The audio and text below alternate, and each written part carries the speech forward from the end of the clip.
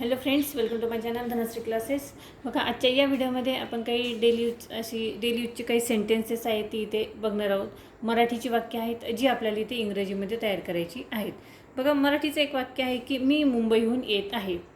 आता याऐवजी मुंबईहून ऐवजी तुम्ही कोणत्याही गावाचं नाव टाकलं. सपोज मी गावाहून येत आहे, मी पुण्यावरून येत आहे, मी संभाजीनगरमधून येत आहे, मी नगरवरून येत आहे, असं ज्यावेळेस म्हटलं जातं तर ते वाक्य आपण इंग्रजीमध्ये कशा पद्धतीने म्हणणार? मी मुंबईहून येत आहे. तर मराठी वाक्य इंग्रजीमध्ये करताना आपण कर्ता हा नेहमी एक नंबरला घेतो. या वाक्यातील कर्ता आहे मी. मीसाठी आपण लिहिणार आहोत आय. आता हे वाक्य बघा की मुंबईहून येत आहे, या वाक्यामध्ये क्रिया चालू आहे, येत आहे. वाक्यातील जो कर्ता आहे, कर्त्यानंतर नेहमी क्रियापद येतं. आता इथे येण्याची क्रिया आहे आणि क्रिया चालू आहे. येणे म्हणजे काय? कम, COME. ठीक आहे. आणि या वाक्यात काय आहे की येत आहे म्हणजे येण्याची क्रिया चालू आहे, म्हणजे क्रियापदाला ING लागेल. मग COM, ईचं काय होईल? आय होईल आणि NG लावणार आपण, म्हणजे COMING. ठीक आहे. ई काढून टाकायचं आहे म्हणजे आय कमिंग. आता आय कमिंग इथे कर्ता आणि क्रियापद झालं. आता कर्त्यानंतर नेहमी काय येतं? सहाय्यकारी क्रियापद येतं. ठीक आहे. त्यामुळे आय नंतर आपण इथे काय घेणार आहोत? एम. म्हणजे आय एम कमिंग. बघा वाक्य कसं झालं? I am coming. कुठून येत आहे? मुंबईहून, म्हणजे फ्रॉम, FROM, मुंबई, MUMBAI. ठीक आहे. आता इथे बघा कर्ता आणि क्रियापद, मी तुम्हाला अगोदर कर्ता आणि क्रियापद दाखवलं.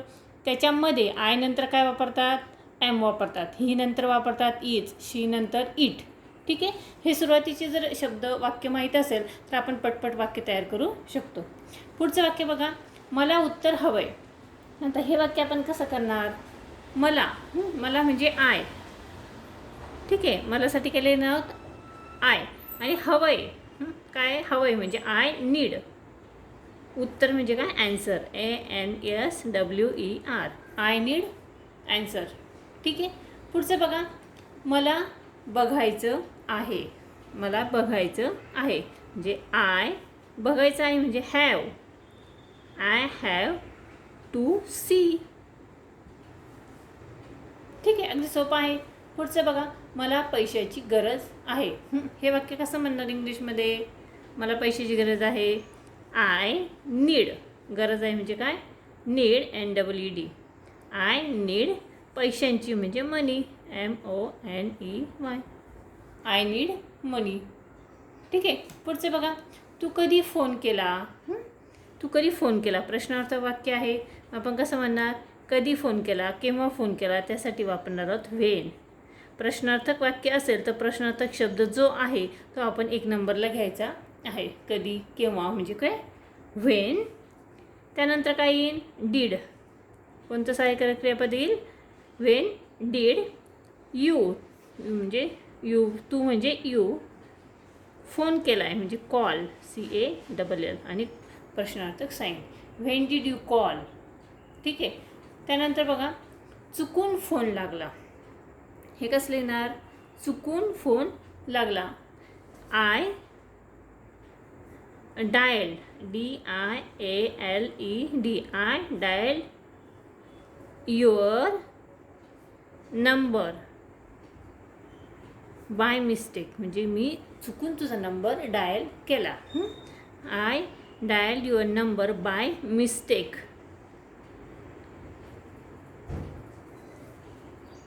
ठीक आहे. पुढचं बघा, तुला काय बघायचं, तुला काय बनायचं आहे? तुला काय बनायचं आहे? कसं लिहिणार?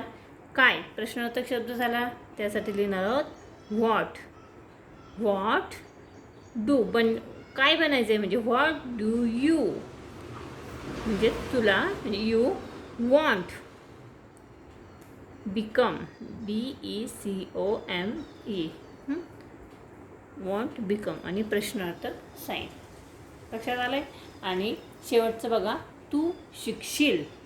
तू शिकशील म्हणजे यू विल लर्न.